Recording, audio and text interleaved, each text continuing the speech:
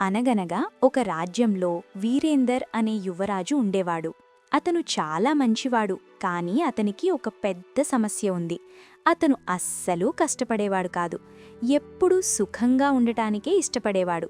ఎండగా ఉంటే గదిలోనే ఉండేవాడు, వర్షం పడితే ఇంకాస్త ఎక్కువసేపు నిద్రపోయేవాడు. ఏదైనా కష్టం వస్తే నేనెందుకు ఇబ్బంది పడాలి, వేరే వాళ్ళు చూసుకుంటార్లే అని వదిలేసేవాడు.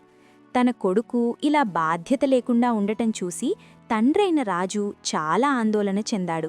సమస్యల నుంచి పారిపోయే తన కొడుకు భవిష్యత్తులో రాజ్యాన్ని ఎలా పాలిస్తాడని ఆలోచించేవాడు. ఒకరోజు తన కొడుక్కి ఒక పాఠం నేర్పాలనుకున్నాడు. ఒక రాత్రి సూర్యోదయానికి ముందే మార్కెట్కి వెళ్లే ప్రధాన రహదారికి సరిగ్గా మధ్యలో ఒక పెద్ద రాయిని పెట్టించాడు. ఆ తర్వాత రాజు దగ్గర్లోనే ఒక చోట దాక్కుని ఏం జరుగుతుందో గమనించసాగాడు. మరుసటి రోజు ఉదయం ప్రజలు రావడం మొదలైంది. మొదట ఒక వ్యాపారి వచ్చి ఆ రాయిని చూసి, ఎవరు దీన్నిక్కడ పెట్టారు, దీనివల్ల నాకు ఆలస్యమవుతోంది అని కోప్పడి ఆ రాయి చుట్టి తిరిగి వెళ్ళిపోయాడు. ఆ తర్వాత ఒక సైనికుడు వచ్చి ఆ రాయిని తగిలి కాలికి దెబ్బ తగిలించుకుని తిట్టుకుంటూ వెళ్లాడు. ఒక ఆవిడ నీళ్ల బిందెలతో వెళ్తూ రాజు రోడ్లనెందుకు బాగు చేయించరు అని ఫిర్యాదు చేసింది. ప్రతి ఒక్కరూ ఫిర్యాదు చేశారు, కానీ ఆ రాయిని పక్కకు జరపడానికి ఎవ్వరూ ప్రయత్నించలేదు. చివరగా ఒక పేద రైతు తన వీపుపై కూరగాయల బుట్టతో అక్కడికి వచ్చాడు. ఆ పెద్ద రాయిని చూసి అతను ఆగిపోయాడు. అతను చాలా అలసిపోయి ఉన్నప్పటికీ, నేను దీన్ని జరపకపోతే వేరేవాళ్లు దెబ్బతినే అవకాశముంది అని మనసులో అనుకున్నాడు. వెంటనే తన బుట్టను పక్కన పెట్టి ఆ రాయిని తోయడం మొదలుపెట్టాడు. అది చాలా కష్టంగా ఉంది.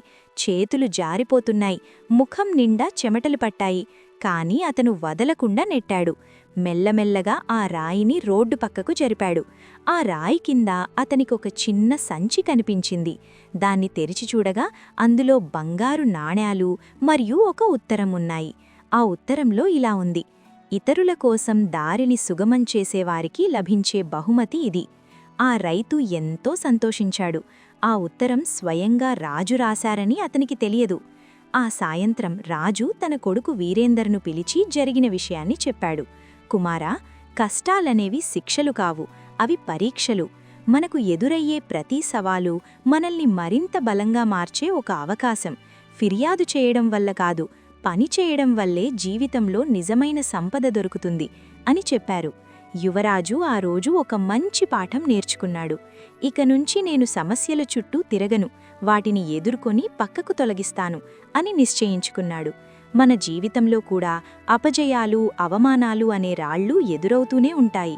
కానీ గుర్తుంచుకోండి, ప్రతి సమస్య వెనుక ఒక బహుమతి దాగి ఉంటుంది.